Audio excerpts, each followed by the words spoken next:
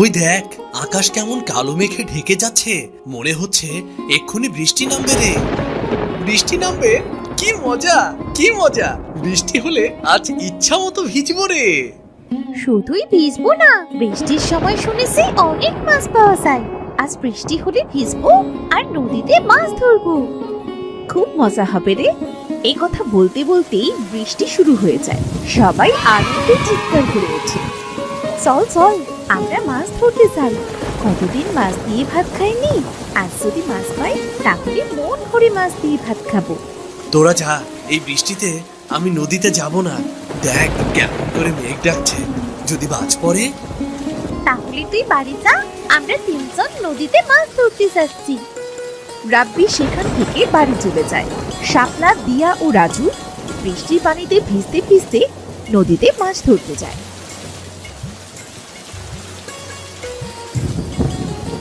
তারা অনেকগুলো মাছ পায়, সেগুলো নিয়ে যে যার বাড়ি ফিরে যায়।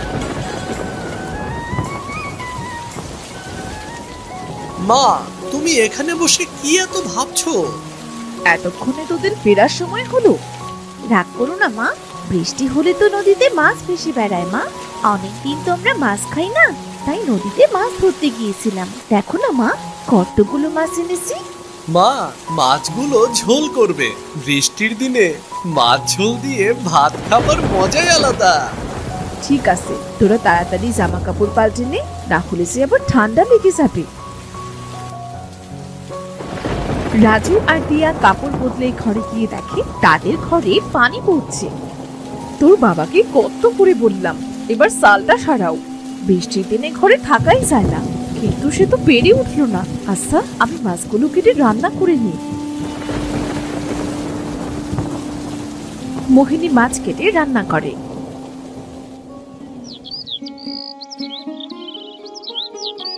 পরদিন রোদ উঠে, গ্রামের অনেক মানুষ তাদের বাড়ির চাল ঠিক করে। পথে ঘাটে পানি বেঁধে আছে। ভাই, এখন ঘরের চাল ঠিক করছো যে? কি করব ভাই, বর্ষা চলে এসেছে তো। তুমি তো জানো বর্ষার সময় গ্রামের অবস্থা কেমন হয়। বর্ষার জন্য কাল সারা রাত ঘুমাতে পারিনি, চাল বেয়ে সব পানি গায়ে পড়েছে। এজন্য ঘরের চালটা ঠিক করছি আর কি। বেশ ভালোই করছো ভাই, আমারও একই অবস্থা। আমার ঘরের চালটাও ঠিক করতে হতো, কাছে তেমন পয়সা নেই, এজন্য এবার পেরে উঠছি না। ঘরটা সারিয়ে নাও ভাই, শুনেছি এবার নাকি বৃষ্টির ভাগটা বেশি। এই বৃষ্টির সময় বউ বাচ্চা নিয়ে কোথায় যাবে তখন শুনি? দেখি কি করা যায়। আচ্ছা ভাই, আমি তবে আসি। আকাশের অবস্থা আজও তেমন ভালো নয়, মনে হচ্ছে আজও বৃষ্টি নামবে।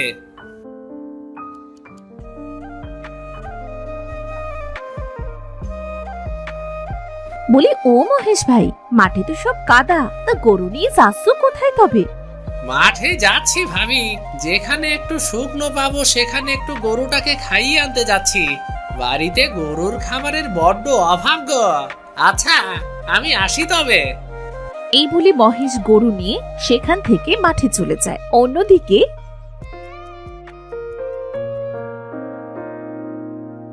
মা, ও মা, এখন তো বর্ষার সময়, না জানি কখন বর্ষা পড়তে শুরু করে। বাড়িতে তো জ্বালানি নেই মা, তখন জ্বালানির অভাবে না খেয়ে থাকতে হবে। আমি আর ভাই মিলে বরং জঙ্গলে যাচ্ছি। কাল তো ঝড় বৃষ্টি হয়েছিল মা, আজ জঙ্গলে অনেক জ্বালানি পাবো। আকাশের অবস্থা তো তেমন ভালো নয় রে, এই অবস্থায় তোদের জঙ্গলে যেতে হবে না। তুমি চিন্তা করো না মা, বর্ষা শুরু হবার আগেই আমরা চলে আসব। তাড়াতাড়ি ফিরিস কিন্তু। দিয়া আর রাজু তাদের মায়ের কাছ থেকে বিদায় নিয়ে জঙ্গলের উদ্দেশ্যে বেরিয়ে পড়ে। তারা হাঁটতে হাঁটতে একসময় জঙ্গলের অনেক গভীরে চলে আসে।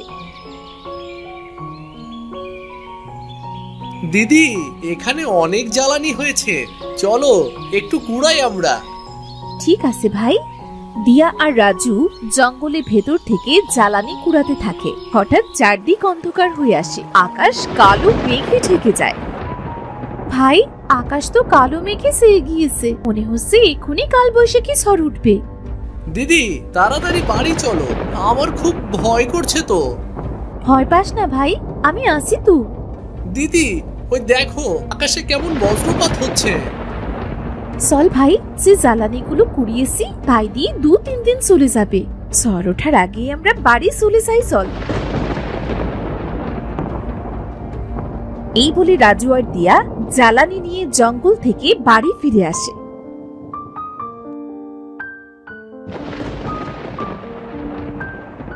তোরা এসেছিস? আমি তো চিন্তায় মরে যাচ্ছিলাম, যে মেঘ করেছে, মনে হচ্ছে এখনই কালবৈশাখী ঝড় উঠবে। এজন্যই তো তাড়াতাড়ি বাড়ি ফিরে এসেছি মা। তা বেশ করেছিস।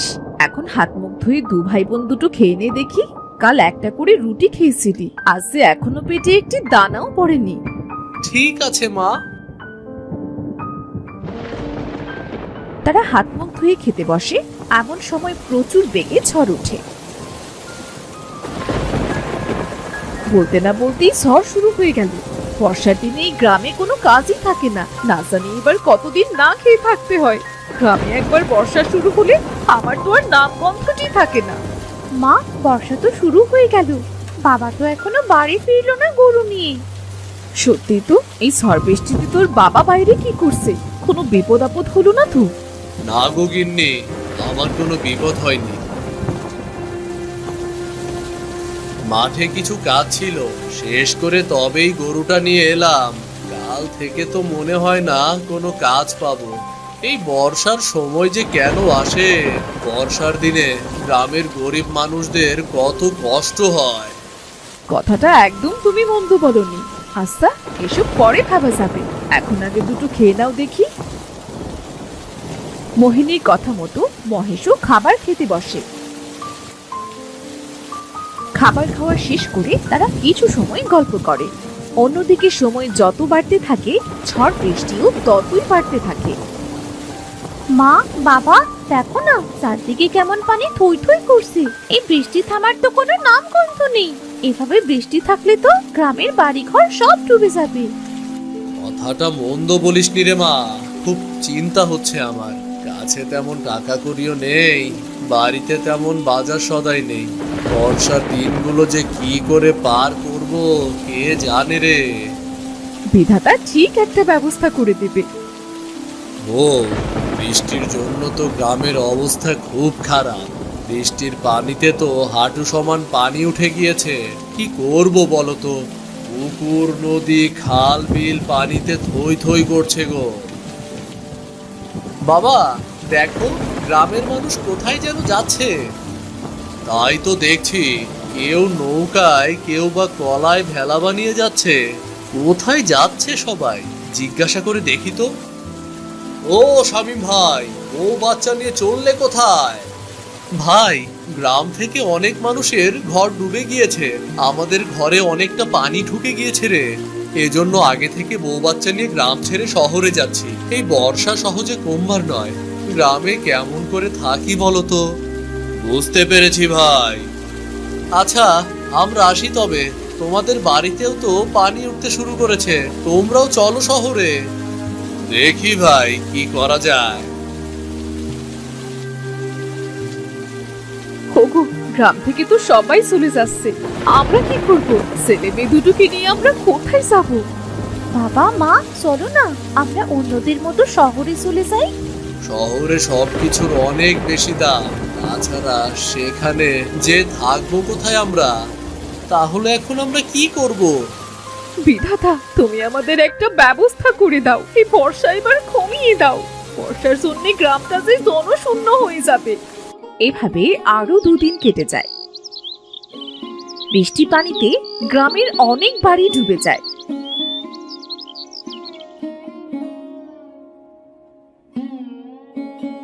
আজ বর্ষাটা কম হয়েছে। বলি বউ, বাড়িতে শুকনো খাবার আর কতগুলো আছে গো? আজ যে কোনো খাবার নেই, ছেলে মেয়ে দুটো ক্ষুধায় ছটফট করছে। কি করব কিছু বুঝতে পারছি না। এই অবস্থায় তো কোথাও খাবার পাবো না, কি যে করি। আমি বলি কি, তুমি একবার জমিদার মশাইয়ের কাছে যাও, দেখো না উনি কি করে। জমিদার মশাই যে কিপটে, সে কি আমাদের সাহায্য করবে? চেষ্টা করে দেখোই না। এত করে যখন বলছো, তখন যেই দেখি কি করা যায়। বউ, এই কলার খেলা করেই আমি জমিদার বাড়ি যাচ্ছি। বাবা আমিও যাবো তোমার সাথে। তোকে যেতে হবে না মা, কখন আবার বর্ষা শুরু হয় কে জানে। বাবা তোমার সাথে যাই না, দেখো চারিদিকে কত পানি, আমার খুব দেখতে ইচ্ছে করছে বাবা। ঠিক আছে, চল। মহেশ দিয়াকে নিয়ে ভেলায় করে জমিদারের বাড়িতে যায়।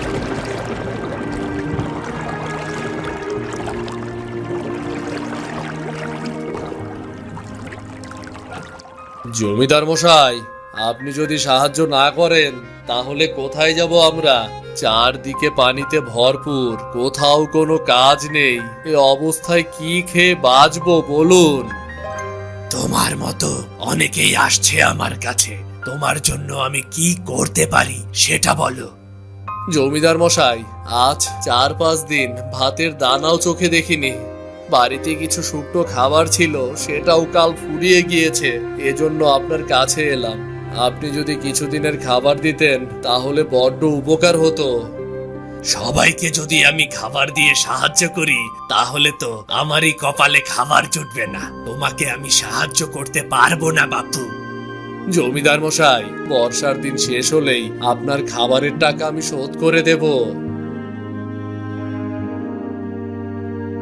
এই চিরাগুলো দিয়ে আজকের দিন চলে যাবে, এটা নিয়ে ফিরে যাও। এর বেশি আমি তোমাকে সাহায্য করতে পারবো না। মহেশ আর কিছু না বলে জমিদারের দেওয়া চিরা নিয়ে বাড়ির পথে রওনা হয়।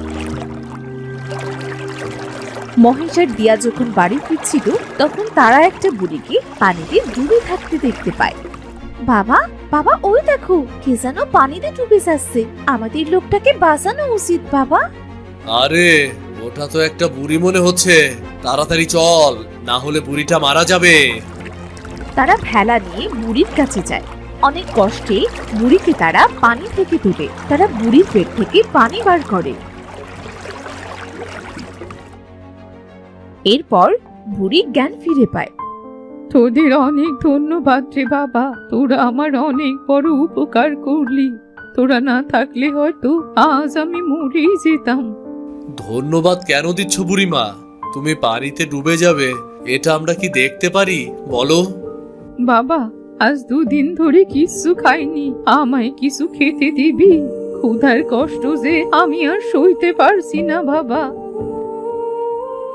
ঠাকুমা আমরাও যে না খেয়ে আসি, সেজন্য জমিদার মশাইয়ের কাছে গিয়েছিলাম, কিন্তু জমিদার মশাই কটা চিড়ে দিয়ে আমাদের পাঠিয়ে দিল। আমাদের কাছে সেই চিড়েটুকুই আছে, তুমি কি চিড়ে খাবে? আমার ওই চিড়ে দিয়েই চলবে রে মেয়ে। এই নাও বুড়িমা, চিরাগুলো বরং তুমিই খাও তবে। মহেশের হাত থেকে চিড়াগুলো দেখে বুড়ি খপ করে সেগুলো নিয়ে খেতে শুরু করে। ঠাকুমা ঠাকুমা আস্তে খাও, তোমার গলায় বেঁধে যাবে তো। আমার কিছু হবে না রে মেয়ে। বুড়ি চিড়েগুলো খাওয়া শেষ হতেই বুড়ি একটা পরীতে পরিণত হয়। এ কি, কে আপনি? পুরী থেকে এমন সুন্দরী হলেন কেমন করে? আপনি যেই হন না কেন আমাদের ছেড়ে দিন, আমাদের কিন্তু মারবেন না। ভয় পেও না তোমরা, আমি পড়ি। তোমরা আমায় সাহায্য করেছো, আমি তোমাদের কি করে ক্ষতি করি বলো তো? আপনি পড়ি? আমি শুনেছি পরীরা নাকি খুব ভালো হয়, তবে আপনি অমন বুড়ি সেজেছিলেন কেন? আমি সব বলছি, আগে তোমরা ভেলা থেকে নেমে ওখানে চলো, দেখো ওখানে কোনো পানি নেই। ঠিক আছে। শোনো, আমি আর আমার সাথী পৃথিবীতে খেলা করছিলাম, তখন এক জাদুকর আমায় দেখে ফেলে আর সে আমাদের তাড়া করতে শুরু করে। অনেক কষ্টে জাদুকরের চোখে দিয়ে আমি এই গ্রামে এসে পড়ি। এসে দেখি এই গ্রামে এখন বর্ষার দিন, খুব খারাপ অবস্থা। তারপর কি হলো? তারপর আমি পরিরাজ্যে ফিরে যাবার জন্য রওনা দিই। উঠতে উঠতে পানির ভেতর পড়ে যাই, আর ওখানে চোরাবাড়ি থাকায় আমি উঠতেই পারছিলাম না। তাই বুড়ির রূপ নিই, যাতে আমায় কেউ সাহায্য করে। আর তার পরের ঘটনা সে তো তোমরা জানোই। বুঝতে পেরেছি বুড়ি, আপনাকে সাহায্য করতে পেরে আমাদের অনেক ভালো লেগেছে। আমি তোমাদের উপহার দিতে চাই আমার জীবন বাঁচানোর জন্য। বলো বলো কি চাই তোমাদের? উপহার যদি দিতেই হয় তাহলে গ্রামের সকলের জন্য দিন পরি। আমাদের মতো গ্রামে আরো অনেক মানুষ আছে যারা ঠিক করে খেতেও পায় না, যাদের বাড়ি ঘরে বন্যায় নষ্ট হয়ে গিয়েছে, ঝড় বৃষ্টিতে সবার বাড়ির চাল গিয়ে পানিতে পড়েছে। জানেন, আমরা অনেক কষ্টে থাকি। আমরা এই গ্রামের মানুষ বর্ষার দিনে খুব কষ্টে থাকি। তুমি এই পাখিটা রাখো। এই পাখি প্রতি রাতে একটা করে সোনার মোহর দেবে, আর এগুলো তোমরা এক একজনের বাড়ি গিয়ে দিয়ে আসবে। যতদিন না গ্রামের মানুষের উন্নতি হচ্ছে ঠিক ততদিন এই জাদুর পাখিটা তোমাদের সকলের অভাব দূর করে দেবে। ধন্যবাদ পরি আপনাকে। আর একটা কথা, এই গ্রামে এখন থেকে যতই ঝড় হোক, বর্ষা হোক বা বন্যা হোক, কখনো এই গ্রাম ডুবে যাবে না। বর্ষা শেষ না হতে যতটুকু গ্রামের মানুষের পানি প্রয়োজন ততটুকু ছাড়া, আর বাকি পানিগুলো শুকিয়ে যাবে। আপনি খুব ভালো পরি। তোমরাও খুব ভালো। তোমরা নিজেদের কথা না ভেবে পুরো গ্রামের কথা ভেবেছো। আচ্ছা, আমি আসি তবে। এই বলে পরী দিয়া ও মহেশের কাছ থেকে বিদায় নিয়ে পরী রাজ্যে চলে যায়। মহেশ ও দিয়া পরীর দেওয়া পাখিটা নিয়ে বাড়ি চলে আসে। এই পাখিটা পরি আমাদের উপহার দিয়েছে। পরী পেলি কোথায়? তোদের কথা তো আমি কিছুই বুঝতে পারছি না। শোনো তবে।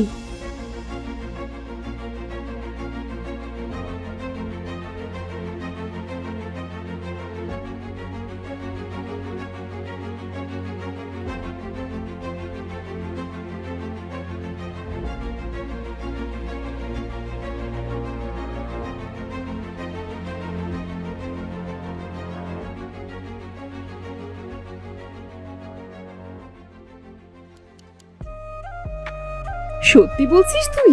এবার যদি এই গ্রামটা বর্ষার কবল থেকে রক্ষা পায়।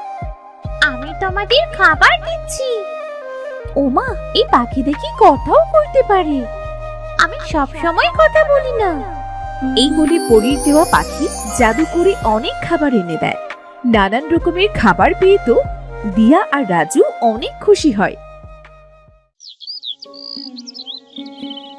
পরদিন পরীর কথা মতো গ্রাম থেকে পানি শুকিয়ে যায়, আর পরীর দেওয়া পাখি প্রতিদিন গভীর রাতে একটা করে সোনার মোহর নিয়ে একদিন এক এক গরিব পরিবারকে দিয়ে আসে। কিছুদিনের মধ্যেই তাদের গ্রামের অনেক উন্নতি দেখা যায়। বর্ষার দিনেও এখন আর আগের মতো দিয়াদের গ্রামটা পানিতে ডুবে যায় না।